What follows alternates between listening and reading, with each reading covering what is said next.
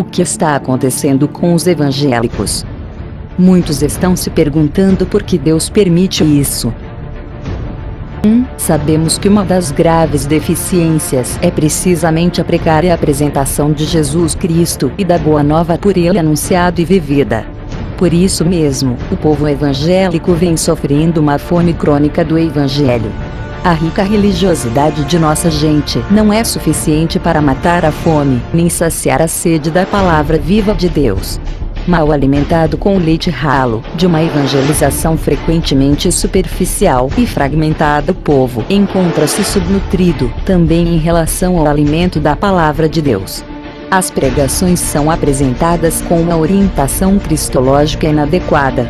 Apresenta-se um Cristo distante, perdido num emaranhado de palavras e de ideias incompreensíveis. Trata-se de uma apresentação incapaz de tocar o coração das pessoas e incapaz de provocar uma verdadeira conversão pessoal e comunitária.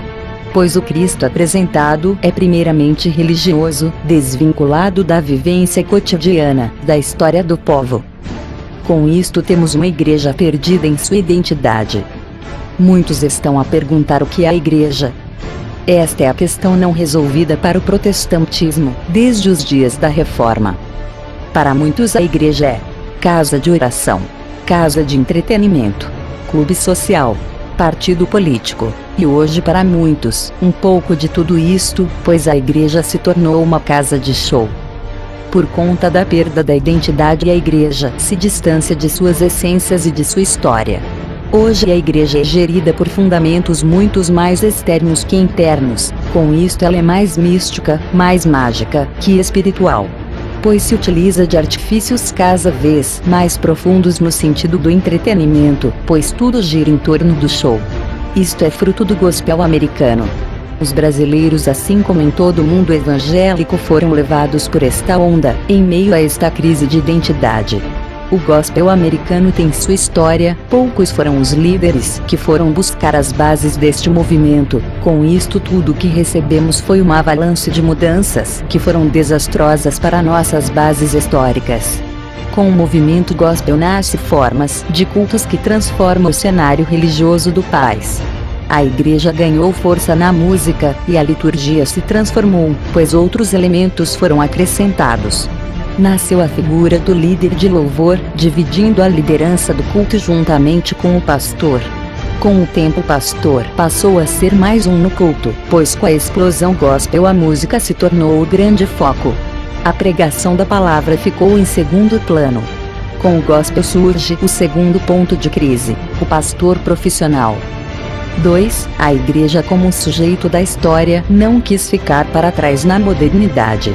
Com o avanço do gospel, elementos de religiosidade se tornam produtos. A música, o fiel, o culto, o sagrado, todos são elementos a serem explorados, pois o gospel dá à igreja elementos para concorrer ao mercado religioso. O gospel transforma a igreja em mercado, e um mercado muito lucrativo, e pouco explorado. Com este mercado à vista nasce a figura do pastor profissional, ou seja, o homem de Deus capacitado para orientar e administrar este mercado. O que muitos não esperavam que com este mercado a igreja sofreria grandes transformações. Pois com isto nasce a igreja como entretenimento, com uma roupagem nova, mais moderna. O gospel trouxe a linguagem comercial para a igreja, e com isso a igreja, além de ser uma fonte de entretenimento, também se tornou comercial. Os fiéis agora são clientes a serem conquistados, a serem alcançados, pois cada cliente novo é sinônimo de crescimento. As igrejas ganharam metas a serem atingidas, e o que era um sacerdócio agora é um mercado. Com isto nasce a igreja para divertir. É o evangelho para divertir, é o evangelho da vitória, é o evangelho do milagre, da bênção. Todo o discurso vem de encontro ao cliente. Tudo é produzido para o lazer, e nada melhor do que a música para este lazer ficar completo. Com isto a igreja evolui fora do religioso, temos o nascimento de um dos pontos mais sérios dentro da crise de identidade do cristianismo brasileiro. Com tantas transformações nasce a secularização, pois o secularismo ensina à igreja que não há limites para se atingir seus alvos. Temos assim uma igreja pragmática, materialista, consumista, e acima de tudo sem definição, sem forças para definir o que é sagrado, o que é profano. O materialismo faz com que a igreja perca seu referencial humano. Pois humano é uma pedra para quem quer avançar no contexto da competição, pois o mercado é desumano. O amor ao próximo retorna ao mero discurso.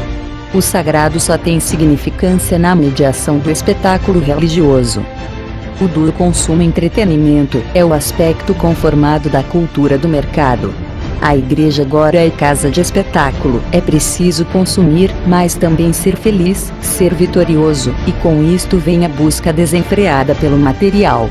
E isto é conquistado com desafios materiais, ou seja, quando mais você der, mais Deus vai te retribuir. Igreja, culto, música, pastores, Bíblia são hoje fontes de mercado, e todo o contexto transformou cada elemento do culto em um produto de consumo. Neste imenso fast food da fé, a barganha é a moeda de troca para aqueles que querem ser felizes com Jesus. Nasce o culto aos números, à aparência, aos elementos materiais. Pois um povo vencedor com Jesus, tem dinheiro, se veste bem, tem bons carros, mora em um bom imóvel, se fica doente Jesus cura, pois tudo é vitória em Cristo, desde que você esteja sempre com algo às mãos para barganhar com Deus. Com isto os números são importantes, pois o povo, os ouvintes são consumidores do mercado gospel. Sem perceber a perda de identidade, os pastores profissionais transformaram suas igrejas em uma franquia do céu. O cristianismo verdadeiro, essencial, com sua história, ficam no passado. Agora temos uma nova igreja. A igreja mercantilista contemporânea. Com o avanço do gospel, também temos o avanço da teologia da prosperidade, que se tornou o discurso do mercado gospel. Nasce assim a igreja movida pelos telespastores, e seus produtos para a felicidade são livros, CDs, óleo, e até homens e mulheres assim conquistados como produtos para uma verdadeira felicidade. Na teologia da prosperidade tudo é rápido, pois quem paga, não pode esperar. Sem perceber tudo se tornou líquido, nada pede aprofundamento, tudo tem que ter emoção e lágrimas, porém nada precisa ser fundamentado na palavra de Deus. Temos o louvorção, em forma de shows gospel, as grandes cruzadas, onde o espetáculo é o grande foco, pois para alimentar tudo isto é preciso de mídia e acima de tudo muito dinheiro. No gospel, o grande patrocinador é a teologia da prosperidade, pois num mercado onde fiéis são consumidores, o dinheiro é o grande veículo da bênção. Neste processo o dinheiro se torna personagem principal em toda a mídia, quando a notícia é o mundo gospel e seus líderes. A igreja moderna sucumbiu diante das tentações do mundo. O que Cristo recusou e rebateu com a palavra em sua tentação no deserto, hoje muitos líderes e seus ministérios aceitam e praticam o cristianismo do espetáculo. O cristianismo onde Cristo é a marca registrada, é o produto a ser explorado. O cristianismo onde a pessoa de Cristo nada tem a ver com o ser humano.